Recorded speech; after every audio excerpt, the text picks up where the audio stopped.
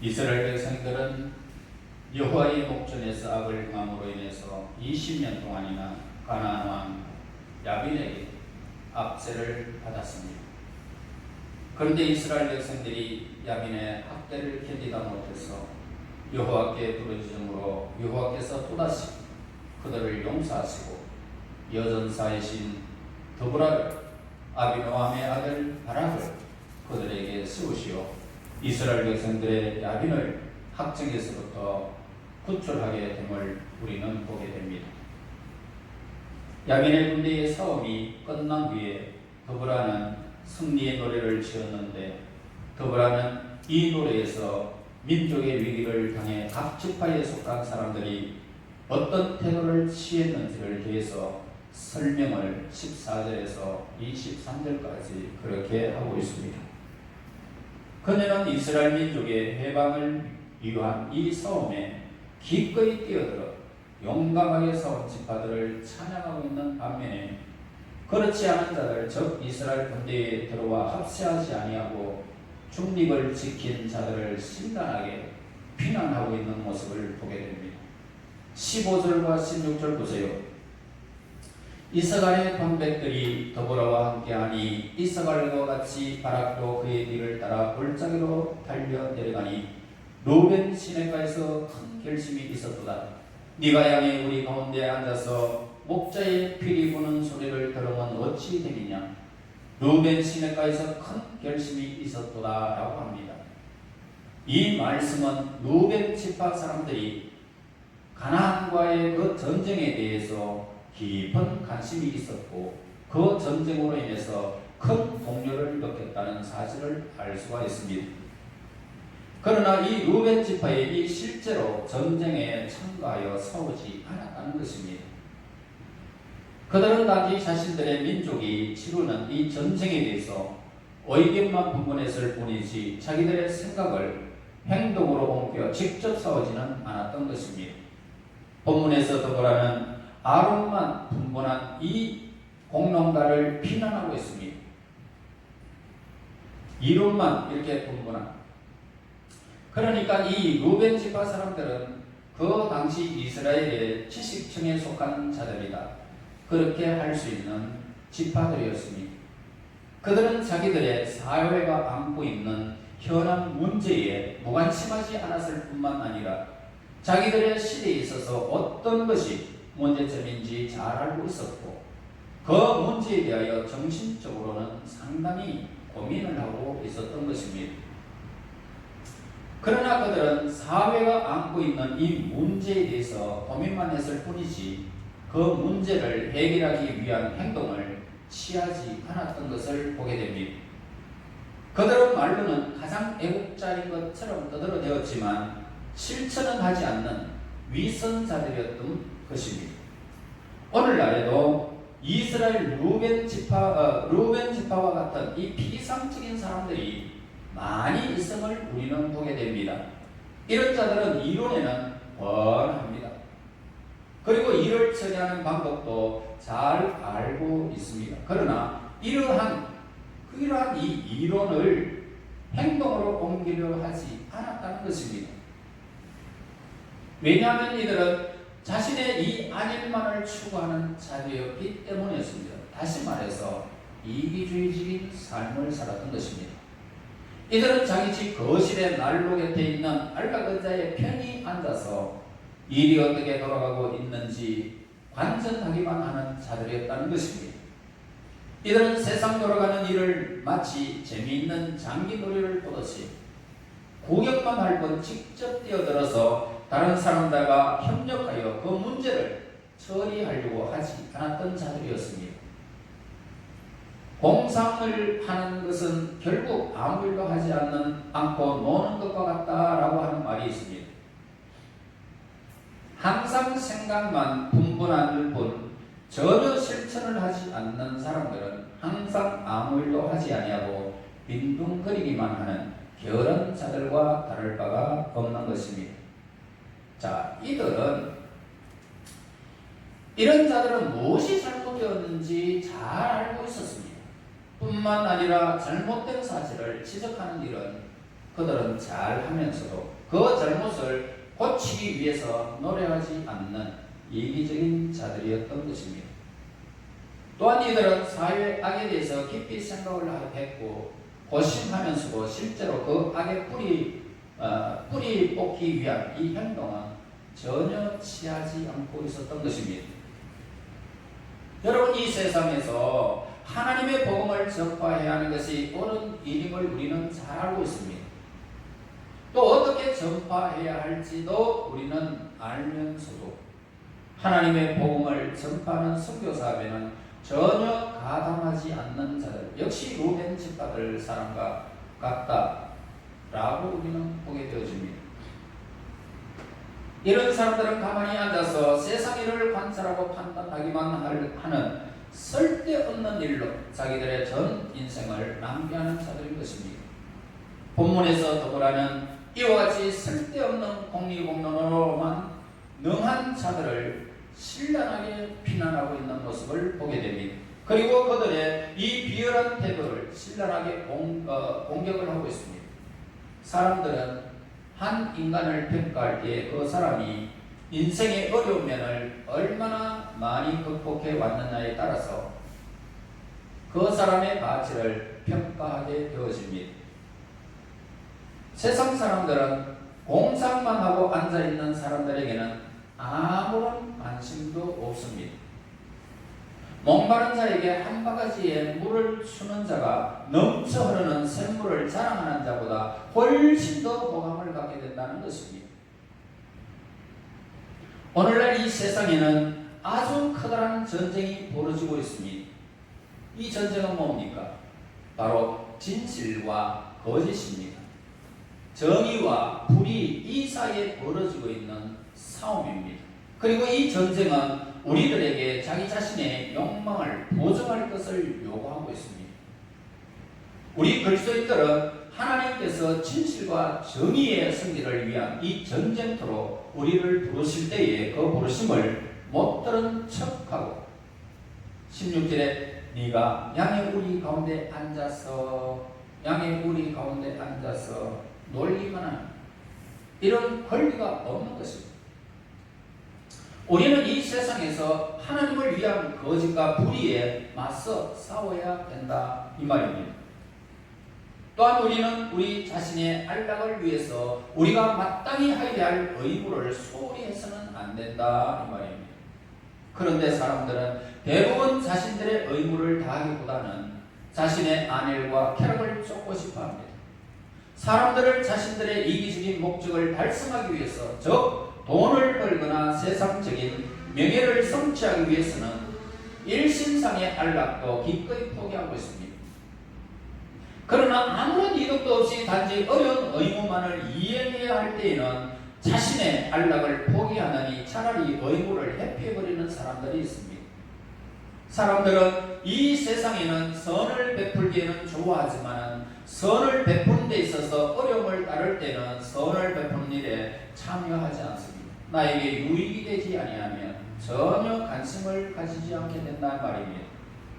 이런 자들은 자기 집 난로 옆에 있는 안락의자에 앉아서 있기를 좋아하는 자들이었고 루벤 집파 사람들처럼 양의 우리 가운데 앉아서 목자의 피리 소리 듣기를 좋아하는 자들 16절에서 우리에게 밝혀주고 있습니다.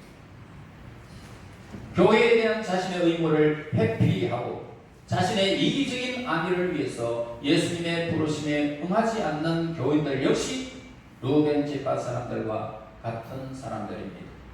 본문의 노래 중에서 더불어는 이와 같이 아내를 사랑한다면 하나님께 대한 자신의 책임을 회피하는 자들은 바로 피난받아야 된다고 하고 있습니다. 그리고 이런 자들은 23절에서 저주하라고 지적을 하고 있습니다. 저주해버려라. 그리고 우리 그리스도인들은 평화를 지킨다는 구실로 우리에게 맡겨진 의무를 회피할 수 없다는 것입니다.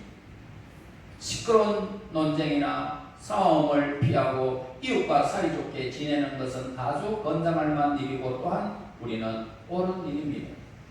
하지만 시끄러운 논쟁을 피한다는 이유로 사람들에게 하나님의 복음을 전파하는 하나님의 정의를 실현하는 일을 미루어서는 안 된다는 것입니다. 저 사람은 예수를 싫어한다 그래도 우리는 10번이고 1000번이고 10,000번이고 그 사람이 싫어할지라도 복음은 전해야 된다는 것입니다. 여러분, 이 세상 사람들이 모두 일어나 하나님의 말씀과 하나님의 사랑을 경멸하고 비웃을지라도 우리 그리스도인들은 그들과 맞서서 하나님의 복음의 진리를 크게 외치야 하는 것입니다. 또한 우리 그리스도인들은 세상의 부를 얻기 위해서 하나님에 대한 이 자신의 의무를 태만히 해서는 안 될 것입니다. 예수님께서 세상에 앞가서 오면서 우리를 부르실 때에 또한 이 세상에서 덕시하고 있는 부정직과 잘못된 행실에 맞서서 싸우도록 우리를 부르실 때 우리는 현재 우리가 있는 일이 아무리 중대한 일이다라고 할지라도 그 일을 포기하고 예수님의 부르심에 응해야 한다는 말입니다.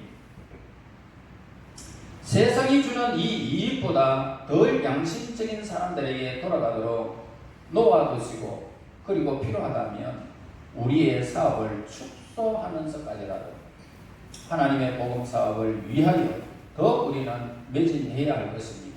이러한 사명감이 있으면 하나님께서는 모든 것을 우리에게 더하여 주실 것입니다. 20절에서 22절 보세요. 별들이 하늘에서부터 싸우되 그들이 다니는 길에서 시스라와 싸웠도다. 기성강은 그 무리를 표류시켰으니 이 기성강은 옛강이라. 내 영혼아 네가 힘있는 자를 밟았도다. 그때에 군마가 빨리 달리니 말굽 소리가 땅을 울리도다 라고 했습니다. 야빈의 군대 장관 시스라처럼 온 우주의 통치자이신 하나님을 대적하는 자들에 대항하여 이 세상 만물이 싸웠고 별들도 그들이 다니는 길에서 싸웠다라는 것을 발견할 수가 있습니다.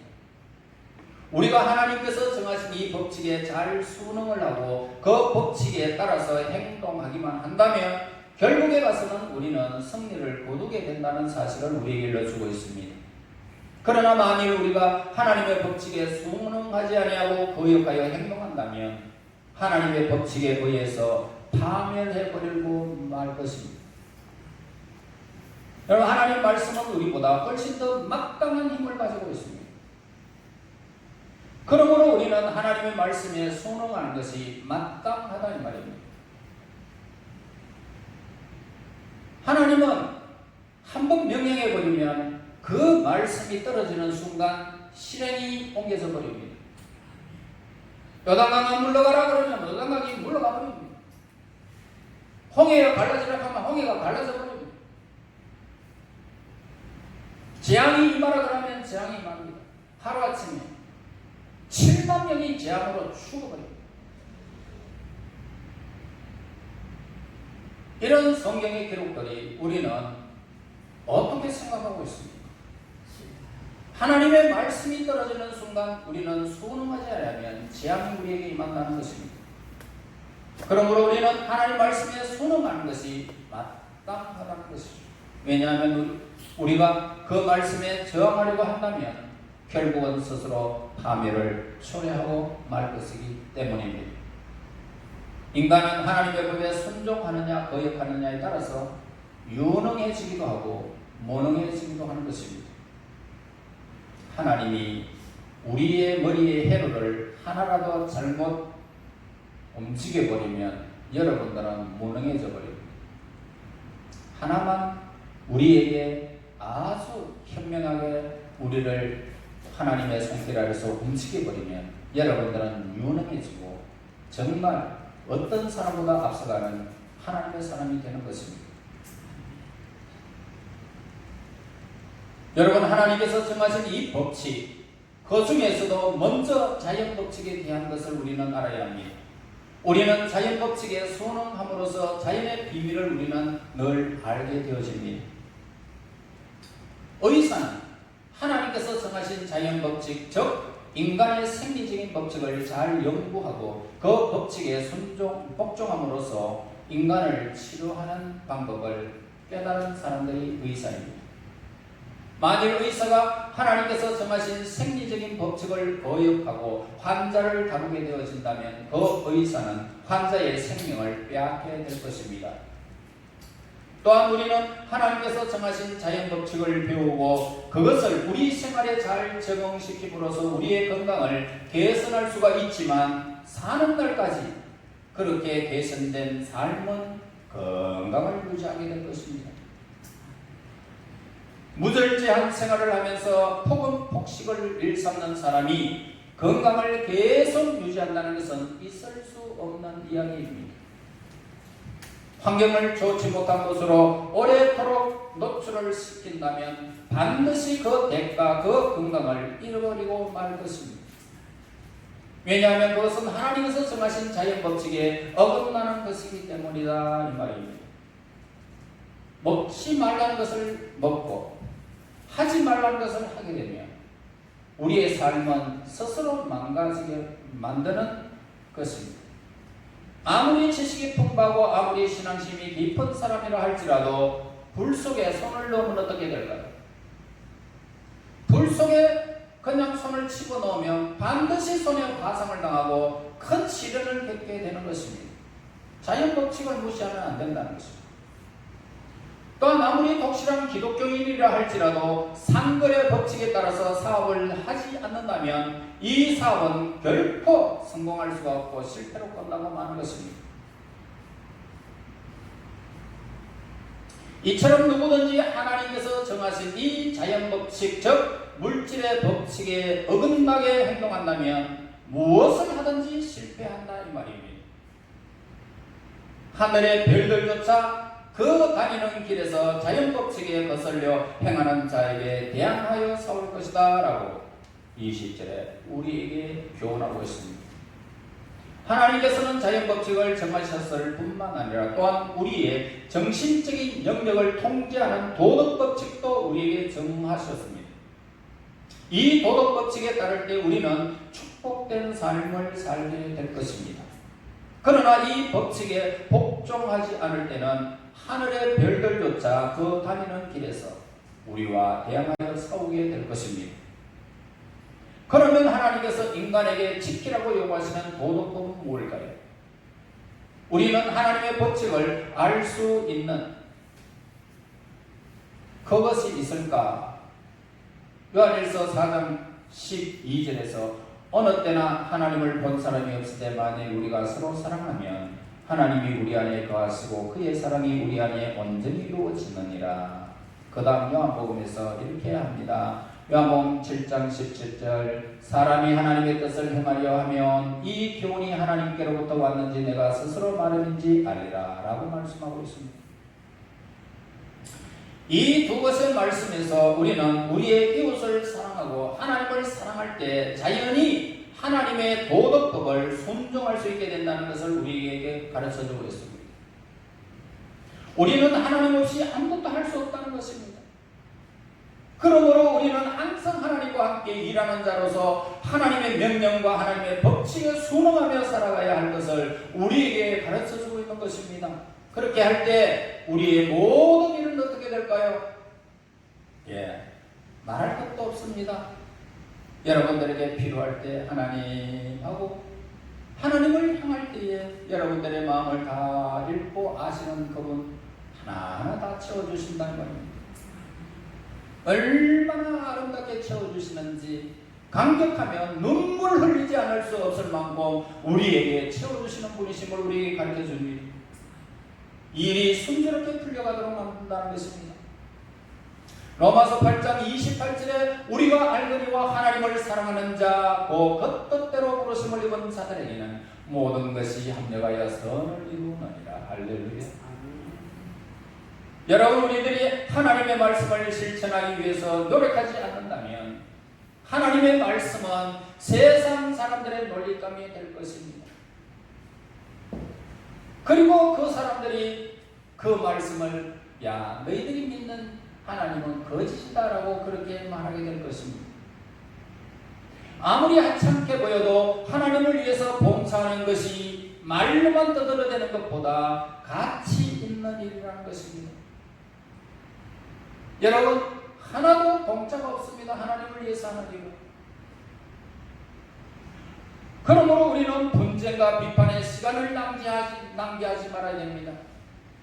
오직 선한 일을 실천하는데 우리의 모든 시간과 그리고 노력을 기울이며 전쟁터에 나가는 용사와 같이 여러분들은 그 모든 실천하는 일에 몸소 행해야 되는 것을 우리에게 가르쳐 주는 것입니다. 예수님을 말씀으로 우리를 구원하신 것이 아닙니다. 너희들이 구원받고 천국에 이르기를 원하노라 그러면서 예수님이 이 땅에 오시지 않았습니다. 십자가에서 가진 고통을 당했습니다. 피에서 머리에서 피가 한없이 흐르고 손과 발목에는 못이 박혀서 꼼짝달싹도 할 수 없을 어마어마한 고통을 당했습니다. 옆구리에 창이 찔려서 결국은 물과 피를 몽땅 쏟아 부어내시고 운명하시면서 우리에게 다 이루었다라고 하시면서 오늘 우리가 천국 백성 삼으신 것입니다. 그 피로 우리가 구수함을 받았고 그 피로 우리가 하나님의 백성이 된 것입니다. 그러므로 예수님은 십자가에서 하나님의 뜻이 무엇인지 알고 하나님이 이 십자가를 내게서 옮기면 되겠습니다. 이 십자가는 극심하여 나는 그 고통을 이겨낼 자신이 없습니다. 그러나 하나님의 뜻이라면 내가 십자가를 지겠습니다. 여러분, 예수님은 말로만 하지 않으시고 죽기까지 우리를 위해서 그분은 십자가에서 무참히 피가 물과 피를 쏟으시며 운명하셨습니다. 그리고 3일 만에 부활하사 우리에게 새로운 생명을 부여하셨습니다. 너희가 나를 믿으면 죽어도 살겠고 살아서 믿는 자는 영원히 죽지 아니하리라. 우리는 예수님께서 행하신 하나님의 뜻을 실제적으로 행하여 구속의 은혜를 이루셨음을 우리는 깨닫게 되어집니다. 진실과 거짓, 정의와 불의와 우리는 싸워야 될 것입니다. 자연법칙에 순종해야 될 것입니다. 하나님 말씀에 복종하며 살아갈 것을 명시하십시오. 내가 말로만 하는 것이 아니라 몸소 행하여 하나님의 뜻을 이루리라. 여러분, 이렇게 결심하면서 하나님을 향하며 신앙생활에 전쟁에 나가는 용사와 같이 우리는 열심을 걷고 주를 섬기며 내게 맡겨진 귀한 소명을 지혜롭고 슬기롭고 열심으로 이루어가는 저와 여러분이 되어야 할 것입니다. 이런 사람은 이 모든 것을 너희에게 더하시라고 하시는 약속이 그대로 이루어질 것이고 진정한 승리자가 될 줄로 믿습니다. 기도하겠습니다. 하나님 감사합니다. 저희들 정말 이 세상에 무능한 저희들을 예수 그리스도의 보혈로 구원하여 주시고 하나님의 자녀 삼으심을 진실로 감사합니다. 선한 싸움 싸우기 원합니다. 몸소 실천하기를 원합니다. 더보라와 바락과 같이 일선에 나가 하나님의 거룩한 뜻을 순종하여 싸우기를 원합니다. 이제 이 땅에 수많은 정의가 실현되는 그날까지 복음이 증거되는 그 순간까지 힘써 하나님의 복음을 위하여 진정한 승리자의 그 기쁨을 누리는 하나님의 사람이 될 수 있도록 일선에서 나아가 영육의 모든 것들을 위하여 싸움을 싸워 하나님의 영광을 위한 선한 싸움에서 온전한 진정한 승리자의 삶이 이루어질 수 있도록 인도하여 주시옵소서. 예수님 이름으로 기도하옵나이다. 아멘.